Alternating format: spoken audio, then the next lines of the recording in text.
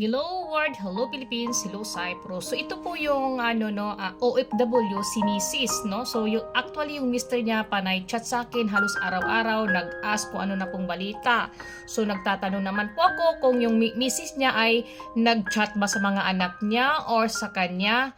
Wala po talagang balita sa kanyang misis, no? So, hindi ko po alam. So, ang sabi na po ng mister niya, dapat po mawarningan na siya ng taga-Grace kapag nagmatigas pa si Sel.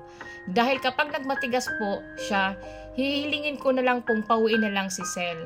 Ibigay ko ang number ng 4 season sa taga-Grace.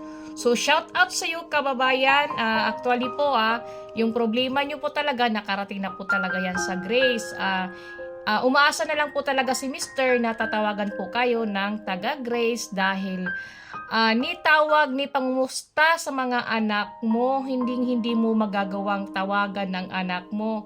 Ang hirap, sana man lang kahit sa mga bata man lang, kung ano mang ang hidwaan ninyo sa mister mo, huwag mong idadamay ang mga bata kasi kawawa po ang mga bata. Naapektuhan po ang mga bata. Sana huwag naman mong tiisin ang mga anak mo kasi baka balang araw pagsisihan mo yung mga ginagawa mo sa kanila. Kasi lumalaki ang bata at nag-iisip po yan. Sana ang pagsisi ay huwag laging sa huli. Bawi ka rin.